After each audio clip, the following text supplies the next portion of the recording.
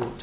So can I start with you, Chancellor? And Ted Whitten has put in a question to you, and he says, where has all the money gone? In any deal, somebody wins and somebody loses, but this time everybody seems to be a loser. Well, Mr. McFall, it's a very general question, and let me deal with it because it perhaps sets the scene for the discussions we have this afternoon. We face at the moment, along with every other country in the world, an extraordinary set of circumstances where the banking system all over the world has been under extraordinary strain since the summer of last year. And it culminated, as the Governor said in his speech 2 or 3 weeks ago, with a situation where many banks across the world had effectively stopped lending to each other.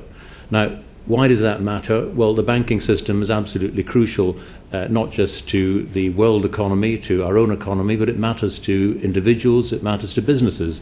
We all rely on the banking system to operate effectively. Without it, quite simply, the country would come to a halt.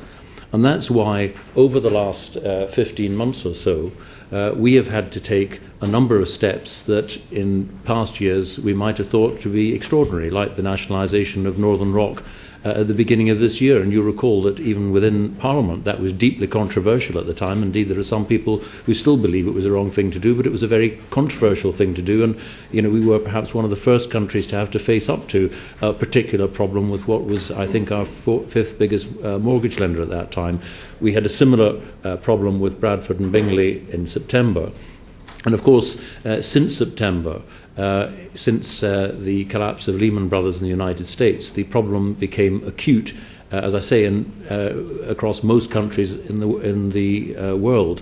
That's why it was necessary for us at the beginning of October to announce that we were going to embark on a major programme to help our banks recapitalise, to build up their strength so that we'll be able to continue to lend to each other, to businesses and to people.